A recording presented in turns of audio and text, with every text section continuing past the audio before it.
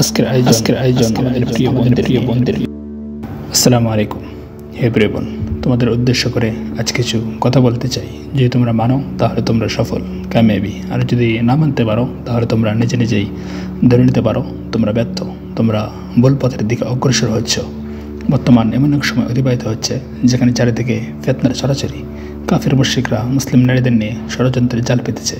হে প্রিয় বোন, ইসলামী নারীর মর্যাদা সম্মান অনেক উঁচু করে সৃষ্টি করেছেন মহান রব্বে কারিম, কারণ মুসলিম নারীরাই হচ্ছে আদর্শ সমাজ করার কারিগর।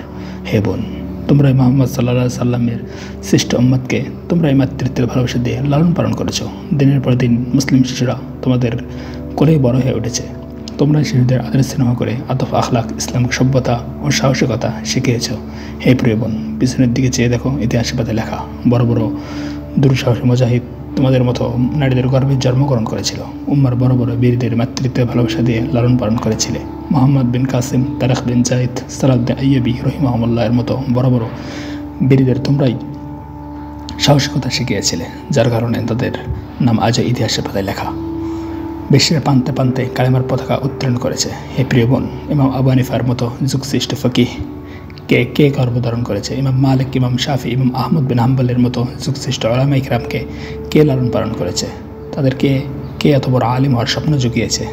হে বোন, তোমরাই তোমাদের উত্তমভাবে পরিচালিত করার জন্যই তারা যুগশ্রেষ্ঠ আলিম হয়ে ইতিহাসের পাতায় তাদের নাম আজও লেখা।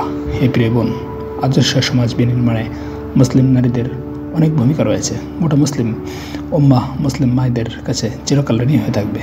হে প্রিয় বোন, কাফির মুশরিকরা তোমাদের ঐতিহ্যকে নষ্ট করার জন্য গভীরভাবে ষড়যন্ত্র জাল পেতেছে। তারা নারী অধিকারের জন্য মিথ্যা স্লোগান দিয়ে তোমাদের রাজকীয় সিংহাসন থেকে সরে দিতে চায়। তারা তোমাদের শেখাচ্ছে পুরুষদের সাথে সমান অধিকারের জন্য লড়াই করো, হিজাব বোরকা চুরি ফেলে রাস্তায় নেমে আসো। আর কতদিন চার দেওয়ালের ভিতর আবদ্ধ হয়ে থাকবে? হে বোন, বাস্তবতা কী হচ্ছে জানো? যারা তোমাদের নারী অধিকারের স্লোগান শেখাচ্ছে, নারী অধিকারে মিথ্যা আশ্বাস দিচ্ছে, তাদের দেশের খবর নিয়ে দেখো। তাদের দেশেই সবচেয়ে নিম্নজিত, দর্শিত, লাঞ্ছিত খবরের পাতাগুলো দেখো। হে বোন, ইসলাম তোমাকে সম্মানের জীবন দিয়েছে। ইসলাম তোমাকে লাঞ্ছনের জীবন থেকে মুক্তি দিয়েছে।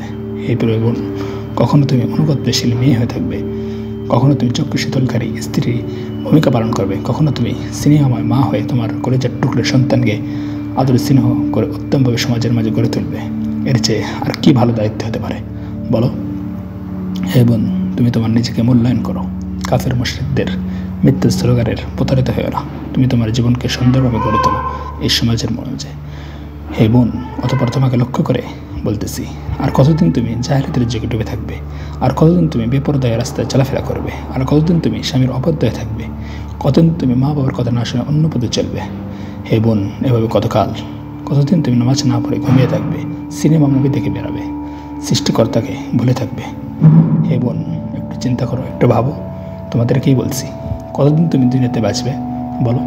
60-70, না হয় বা 80, তারপর একদিন মৃত্যুবরণ করতেই হবে, সৃষ্টিকর্তার নিকট উপস্থিত হতে হবে। অতঃপর তোমার হিসাব নিকাশ হবে। হিসাব নিকাশের পরে তোমার ঠিকানা হবে জান্নাত, না হয় জাহান্নাম। এই প্রিয় বোন, তোমাকে মৃত্যুবরণ করতে হবে, ওই অন্ধকার কবরে যাইতে হবে। হে বোন, এখনো সময় আছে, ফিরে আসো রবের নিকট সঠিক রাস্তায়। আল্লাহ তাআলা সবাইকে বোঝার তৌফিক দেখ ও হেদায়েত দান করুক।